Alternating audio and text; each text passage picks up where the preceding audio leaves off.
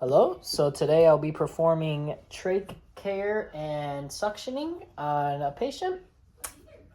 So first things first, we're going to confirm the provider order for trach suctioning. And then we'll obviously provide privacy, do our hand hygiene. And then, hello, I'm here to perform trach suctioning on you today. Can I get your name and date of birth, please? And then it looks like you need some suctioning by the oxygenation status. First, we're going to position the patient comfortably in a semi-Fowler's position. And then we're going to don clean gloves. And then we're going to turn on the suction thing on the wall. Make sure it's no more than 150 milligrams per mercury. Now we're going to open up the sterile suction canister. And then we're going to apply our sterile gloves.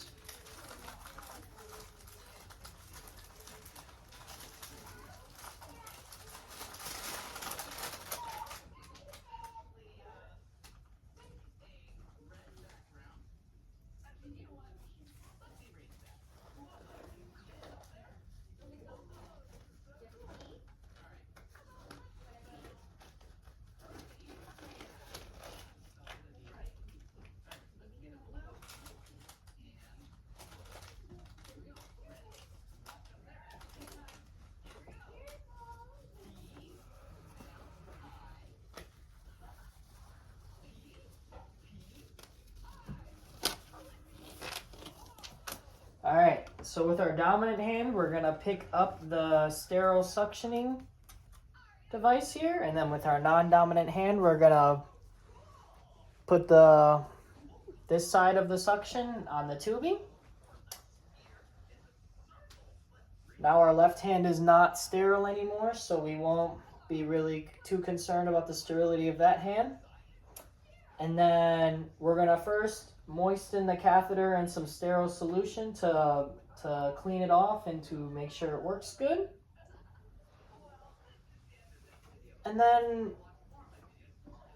we're gonna hyperoxygenate the patient before we start the procedure for 30 to 60 seconds so that he can breathe for the time that he won't be breathing. So now we're gonna gently, maintaining sterility, put the thing inside until it's met with resistance. And then for 10 seconds, we'll rotate while we're suctioning, making sure to keep our finger on this thing intermittently. And then after 10-20 seconds, we'll pull it out, reapply the oxygen, and then we'll clean off the suctioning, rinse it through if it has thick secretions, and then we'll repeat it again, doing the same process. And we do not want to have the patient do it 3 times. We don't want to use the same line 3 times, more than 3 times, because it's too much. So then after we're done, we'll remove the catheter and take off our gloves, perform hand hygiene, reassess the patient, make sure his oxygen levels are good. And then, yeah. Okay, next we're gonna do the tracheostomy care.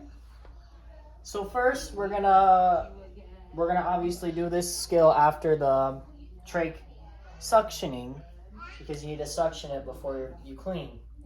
So anyways, first we set up our sterile supply area, including the little wipe things here.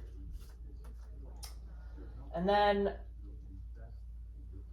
we're gonna do both the non-disposable cannula and disposable cannula care.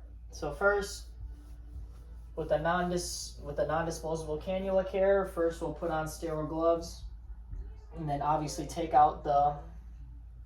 remove the inner cannula properly, kind of dunk it inside of the sterile solution first. And then we'll use one of these to kind of clean off the inner cannula, maintaining sterility the whole time.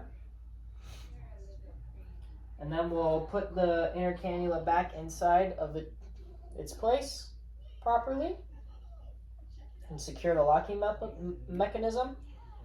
And we're going to hyperventilate if needed.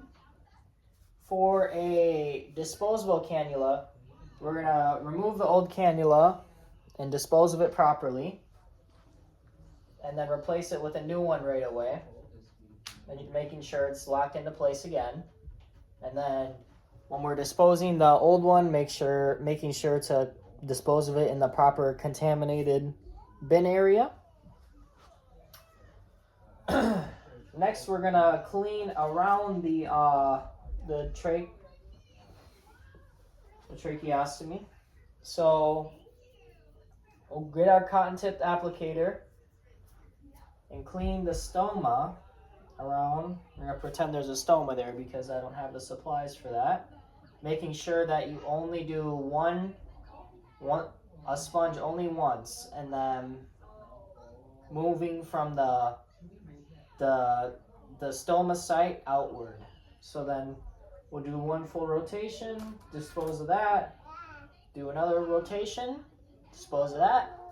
Once that's all done, we'll pat it dry with some gauze. And then we're going to take another gauze that we dunked inside of a sterile solution kit, and then we're going to get underneath the faceplate with it and then pull it through to clean off the inside, and then do it on the other side with a new one. And now to change the tracheostomy holder, you need two people to assist. So one person's going to hold the faceplate while the other one gently removes the collar from the back and side and replaces it with a new collar, obviously. And then another way to do it is to put the new one over the old one so that it's always on the whole time if you don't have a nurse with you. And then we're gonna make sure it's not too tight by putting one finger underneath the collar just to make sure it's snug but not too snug. And obviously after we're done with that, then we'll just remove all of our personal protective equipment and perform hand hygiene. And then after that's all done, we put the patient in a comfortable position, discard all of our used supplies, document what we did, and that's it.